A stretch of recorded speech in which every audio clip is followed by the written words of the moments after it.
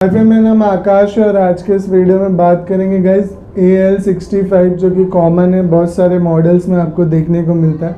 Basically इस video में ना गाइस आपको एक कॉन्सेप्ट समझाऊंगा जो मैं जिस तरीके से थ्योरिकल नॉलेज और उसके बाद प्रैक्टिकल नॉलेज दूंगा। अगर आप ये पूरी वीडियो देखते हो तो आप मान के चलो कि 65 हो, 62 हो, 67 हो, कोई भी आईसी हो, वर्किंग प्रिंसिपल ऑलमोस्ट जो है वो सिमिलर होता है और ओप्पो वीवो के ज़्यादातर फ़ोन में ये आईसी यूज़ होती है। ठीक है, ऐसी वीडियो आपको इंटरनेट पे देखने को बहुत कम मिलेगी, तो इस बात के लिए जो है वो आप लाइक करना और एक प्यारा सा कमेंट वीडियो देखने के बाद करना कि आपको ये जो वीडियो है वो कैसी लगी।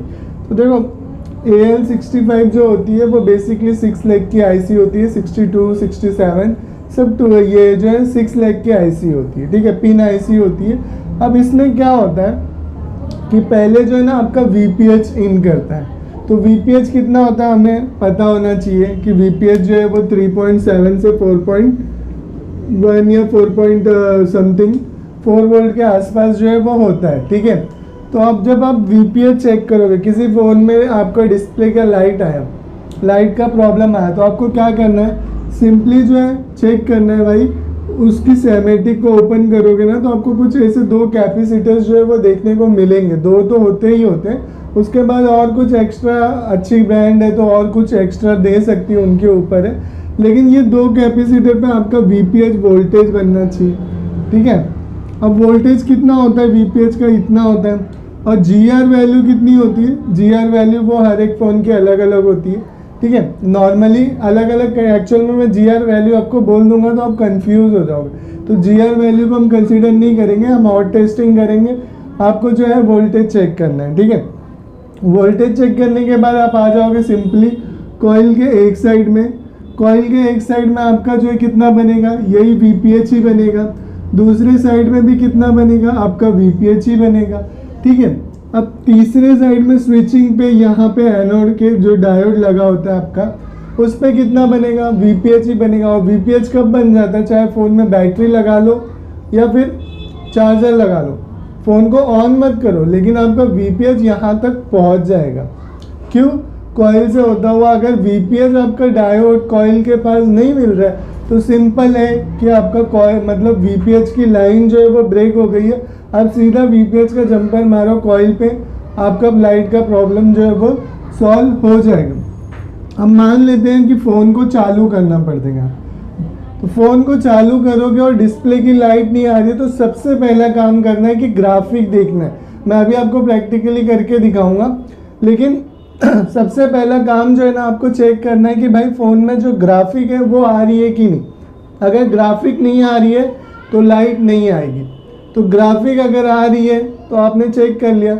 उसके बाद क्या करना है, जब ग्राफिक आपकी आ रही है तो लाइट के लिए क्या लाइन ज़रूरी होती है, बैकलाइट में जो है ना आपका बैकलाइट वो आईसी में आपको कैथोड मिलेगा, एनोड मिलेगा, और उसके अलावा आपका जो है पल्स विथ मतलब पल्स विथ ये PWM आउट होगा आपका। ठीक है, तो ये आईसी से इतना ही काम होता है। अब ये कैसे होता है, देखो आपका ग्राफिक आ रहा है तो लाइट का प्रॉब्लम इसमें से ही किसी में होगा। अब सिंपल है, देखो ये जो कैपेसिटर्स होते हैं ना, ये कैपेसिटर हो गया, या नॉर्मली ये कैपेसिटर हो गया, ये कैपेसिटर हो गया, ये सब कैपेसिटर है। नॉर्मल कैपेसिटर जो NPC कैपेसिटर होता है आपका वही है। लेकिन क्या होता है इसमें जो लीकेज होता है ना वो ढूंढना बहुत इंपॉर्टेंट है। कितना भी कर लो, कॉइल चेंज कर लो, सब कुछ कर लो, लेकिन प्रॉब्लम का सलूशन जो है वो नहीं होगा। इंस्टीट्यूट में क्या बोल देते हैं कि भाई कॉइल चेंज कर लो, डायोड चेंज कर लो, नहीं हुआ तो आईसी चेंज कर दो, इतना ही बताया जाता है।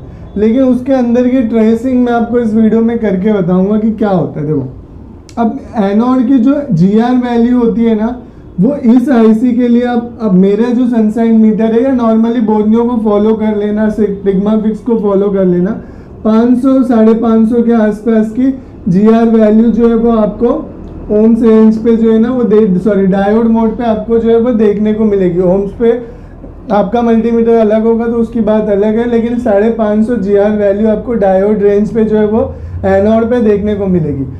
कैथोड पे आपका बीप आएगा, यानी OL आएगा। ठीक है, अगर आप इसमें देखोगे बोर्नियो में तो मैं आपको दिखाऊंगा कि OL आएगा।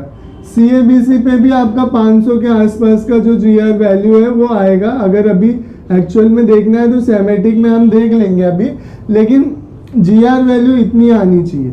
अब नॉर्मली अगर GR वैल्यू इतनी आ रही है तो आपका जो वोल्टेज है वो भी बनना चाहिए। अगर वो वोल्टेज नहीं बन रहा है तो कहीं ना कहीं डायोड का प्रॉब्लम, कॉइल का प्रॉब्लम या IC का प्रॉब्लम, क्योंकि और कुछ तो है ही नहीं, VPS तो आ ही रहा है। ठीक है, तो कैसे ट्रेसिंग करनी है वो देखो। अगर आपने यहाँ तक चेक कर लिया आपका VPS आ रहा है, तो उसके बाद आ जाओ कैथोड पे। कैथोड पे आपका बीप आना चाहिए। जब आप कुछ फ़ोन में क्या होता है, देखो नॉर्मली ये IC लगी हुई है तो बीप करेगा। इसके साथ में ना ग्राउंड के साथ में एक रजिस्टर भी लगा होता है। ठीक है, तो आप वो सेमेटिक में देख लेना। लेकिन जो है ना कैथोड के साथ में आपका जो है एक आपको जो है ना यहाँ पे ग्राउंड बीप आ गया। तो अगर मेरा बीप भी आ गया, मेरा CABC जो है वो प्रॉब्लम क्रिएट करेगा। अब CABC कैसा होता है, एक फीडबैक वोल्टेज लेके आता है, डिपेंड कि ब्राइटनेस कितनी है फ़ोन की उसके अकॉर्डिंग, कोई फिक्स वोल्टेज नहीं होती गाइस उसकी। तो CABC कब बनता है, जब आपका +5 -5 जो है इंटर करता है और 1.8 जो है वो इंटर करता है ना डिस्प्ले के अंदर ग्राफिक के लिए, तब उसमें से जो पीछे डिस्प्ले के बैक साइड में जो कंपोनेंट लगे होते हैं वहाँ से मॉडिफाई होके एक वोल्टेज आता है जो कि आपका यहाँ पे आएगा। नॉर्मली कारीगर बोलते हैं 1.8, 1.5, लेकिन ये कोई फिक्स नहीं है। तो उस हिसाब से वोल्टेज आएगा। अगर वोल्टेज नहीं आ रहा है तो प्रॉब्लम है। तो आपका CABC पे इन होना चाहिए यहाँ पे। इसमें ना कभी कभी एक रजिस्टर भी लगा होता है 0 किलो ओम्स का रजिस्टर। तो देखो अगर ये लाइन से आपका इन किया और कैथोड भी ओके, एनोड भी ओके, तब तो आपका वोल्टेज जो है वो आना ही चाहिए। अगर नहीं आ रहा है तो फिर क्या होगा ना, ये जो दो कैपेसिटर्स होते हैं ये ना लीकेज हो जाते हैं। और नॉर्मली लाइट सेक्शन में मैंने इस वीडियो में आगे बढ़ने से पहले जो है मैं आपको बता दूं कि हमारे इस YouTube चैनल पे जो है ना वो एक कैंपेन रन कर रहा है जिसका पार्ट आप भी बन सकते हो। बेसिकली जो है मैं अपनी वीडियो के लिए जो है ना वो डिजिटल बोर्ड लेने की सोच रहा हूँ और उसके लिए जो है ना मुझे आपके कंट्रीब्यूशन की ज़रूरत है। अगर आप में से कुछ सब्सक्राइबर जो हैं वो 100, 50, 150, 200, 300, 400, 500, 1000 जितना भी वो कैपेबल समझते हैं अपने आप को और वो चाहते हैं कि हाँ हमें करना चाहिए, क्योंकि आकाश भाई लगातार 5-6 सालों से यूट्यूब के लिए काम कर रहे हैं और बहुत सारी वीडियो में उन्होंने बहुत सारे सोल्यूशन प्रोवाइड किए हैं जिससे आपने कभी ना कभी जो है वो अर्न किया होगा। क्योंकि आपने मुझे सब्सक्राइब किया है गाइस, तो इसका मतलब आपको मेरी कोई ना कोई वीडियो जो है वो ज़रूर पसंद आई होगी। तो प्लीज़ अपना कंट्रीब्यूशन दीजिए। तो गाइस जिन लोगों ने कर दिया उनके लिए तहे दिल से शुक्रिया, और जो लोग नहीं किए प्लीज़ आगे आइए और कंट्रीब्यूशन कीजिए। ठीक है, थैंक यू। तो दो कैपेसिटर है ना ये लीकेज हो जाते हैं बेसिकली, और जब ये लीकेज हो जाएंगे ना तो प्रॉब्लम क्या होती है देखो। अब उसको फाइंड आउट करना ना बहुत सारे कारीगर को नहीं आता। वो क्या करेगा, डायोड चेंज कर दिया, ये चेंज कर दिया, बूस्ट कॉइल चेंज कर दिया। लोग बूस्ट कॉइल भी चेक नहीं कर पाते। गाइस बूस्ट कॉइल को अगर 2.3 ओम्स की रीडिंग 200 ओम्स पे अगर आप रख रहे हो, ठीक है, और 2.3 या 2.8 आ रहा है तो ये वर्किंग है, ये काम करेगा आपका कॉइल। अगर ये 1.5 ओम्स का है तो मतलब छोटे डिस्प्ले का है, 1.8 का है तो एकदम मीडियम डिस्प्ले का है। लेकिन अगर नॉर्मली उसकी जो वैल्यू है आप फ़ोन के अकॉर्डिंग भी देख सकते हो कि, लेकिन ना अगर ये L65 के बारे में आप सीख रहे हो तो मेरे हिसाब से 20-25 से ज़्यादा फ़ोन जो मार्केट में रनिंग है उनके बारे में आप समझ जाओगे। तो वो आप ये वाली कॉइल यूज़ करोगे तो आपको समझ में आ जाएगा। ठीक है, अब उसमें क्या होता है, ये जो है ना आपका लीकेज होगा। तो ये लीकेज होगा ना तो ये फाइंड आउट करने का जो वे है वो लोगों को नहीं पता होता। अब उसमें क्या होता है देखो, उसमें क्या होगा, ये जो है ना आपको ये डायोड ये निकालना पड़ेगा। ठीक है, अब ये डायोड आपने निकाला तो यहाँ पे जो GR आएगा वो कितना आएगा, यही आएगा, क्योंकि एनोड का GR है तो 500 जो 55 यहाँ पे दिखा रहा है, हो सकता है मान के चलो 530 हो जाएगा GR। ठीक है, GR जो है आपका 530 हो जाएगा यहाँ पे, ऐसा मैं कंसीडर कर रहा हूँ। अब एक्चुअल में कितना होगा वो नहीं बोल सकते, हो सकता है कुछ भी कम ना हो। वैसे लॉजिक यही कहता है कि कुछ भी कम ना हो। ठीक है, क्योंकि ये तो इसमें कोई कंपोनेंट तो लगा ही नहीं है ना सीरीज में, हमने तो डायरेक्ट दो कैपेसिटर पैरेलल में लगाया और दिखा दिया है। तो GR जो यहाँ पे आ रहा है वही यहाँ पे भी आएगा। लेकिन इस साइड में GR नहीं आना चाहिए। इस साइड में GR आएगा तो प्रॉब्लम है। इस साइड में क्या आना चाहिए, OL आना चाहिए। अगर OL आ रहा है तो इसका मतलब ये है ना, आपका एक्चुअल GR दिखाएगा यहाँ पे। जब आप फोन को खोलोगे और चेक करोगे 550 GR आ रहा है, मतलब फोन लाइन में कोई प्रॉब्लम नहीं है, लेकिन फिर भी लाइट नहीं आएगा। आपने कॉइल चेंज कर लिया, डायोड चेंज कर लिया, फिर भी लाइट नहीं आ रहा है। तो प्रॉब्लम ये है ना कि ये वाली लाइन के जो दो कैपेसिटर होते हैं ये लीकेज हो जाएंगे। अब ये लीकेज हो जाएंगे ना, तो जब आप यहाँ पे चेक करोगे तो ये वाला जब डायोड निकालोगे तो 2 पॉइंट बचेगा आपको, एक पॉइंट ये और एक पॉइंट ये। तो ये वाले पे तो GR जो आ रहा है 550 वो ये वाले का है, लेकिन यहाँ से लाइन ओपन है, डिस्प्ले नहीं लगाना है। डिस्प्ले लगाओगे तो कुछ आ भी सकता है, लेकिन डिस्प्ले नहीं लगाओगे ना तो कुछ भी नहीं आना चाहिए। और अगर कुछ आ रहा है तो इसका मतलब ये कैपेसिटर या ये कैपेसिटर फाइंड आउट करना पड़ेगा कि कौन सा। तो अब क्या करोगे आप, इसके लाइन ओपन है तो एक काम करो, 4 वोल्ट या 5 वोल्ट कुछ भी रख दो, 5 वोल्ट 5 एम्पेयर रख दो, डिस्प्ले नहीं लगाना है यहाँ पे। और उसके बाद जब आप डालोगे ना तो मे बी चांसेस देखो 30% चांस है कि वो गर्म होगा जो खराब होगा, लेकिन लीकेज वाला कैपेसिटर VPH में भी यही प्रॉब्लम होता है, वो गर्म नहीं होगा, शॉर्ट भी नहीं होगा, बीप की साउंड भी प्रोड्यूस नहीं करेगा, हॉट टेस्टिंग में भी नहीं बताएगा कि शॉर्ट है, लेकिन GR वैल्यूज दे देगा। और GR वैल्यू जब आप डायोड लगाओगे ना तो डायोड की 330 वैल्यू पे गिरा देगा GR को, मतलब यहाँ पे जो वैल्यू है वो गिरा देगा। तो उसके बाद क्या करोगे आप, सिंपल है कि ये वाला एक बार निकाला, अगर यहाँ का GR जो है वो चला गया तो ठीक है, अगर नहीं गया तो ये वाला लगा दो, ये वाला निकालो, 100% GR यहाँ पे चला जाएगा।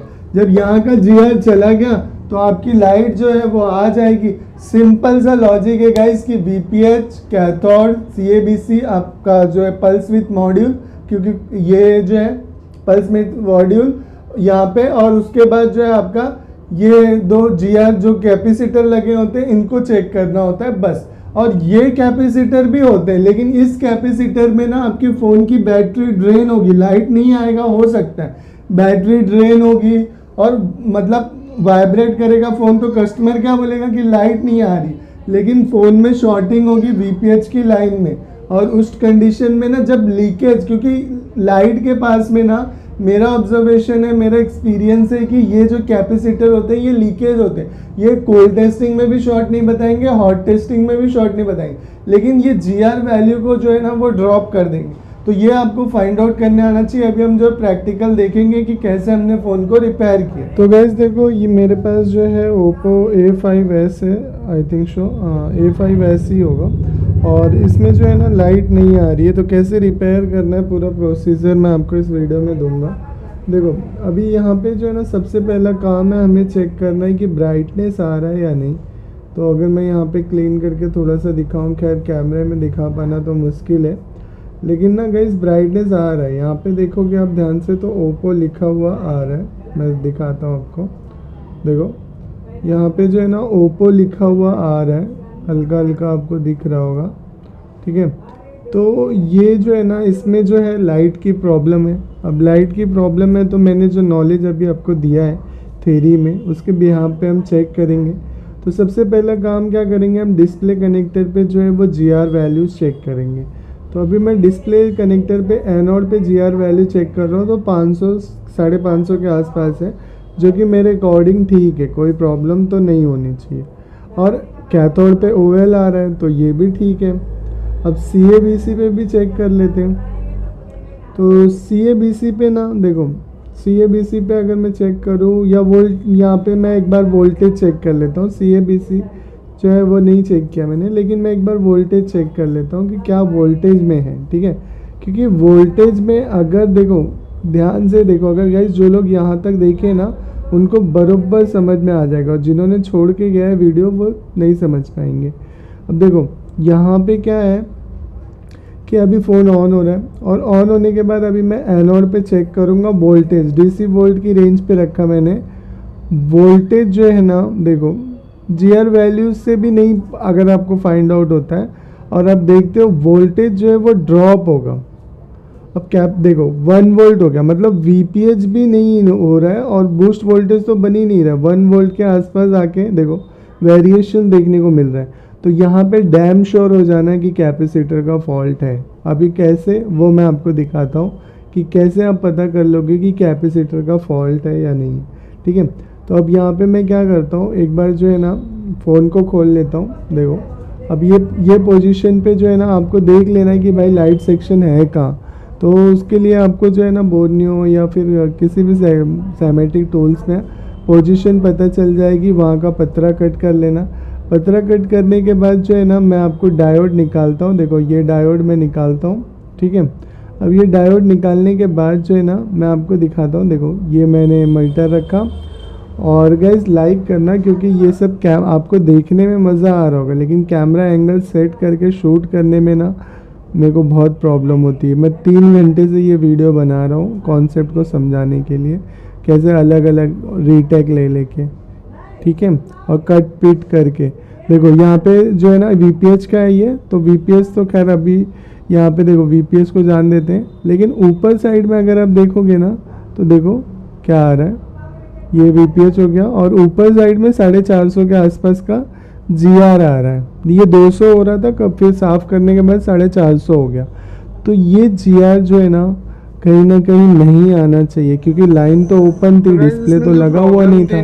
तो हमने क्या किया भाई, एक कैपेसिटर रिमूव किया, प्रॉब्लम जो है वो नहीं सॉल्व हुई, छोटा वाला, क्योंकि फोकस छोटे वाले पे जाता है, लेकिन बाद में देखा तो छोटे वाले से प्रॉब्लम सॉल्व नहीं हुई। तो फिर बड़ा वाला जो था ये वाला जो है वो फॉल्टी था। ये वाले फॉल्टी को हमने एक बोर्ड से निकाला, जो कि मेरे पास ओप्पो का ही बोर्ड था, A5 था शायद, A5s है ये और वो A5 था।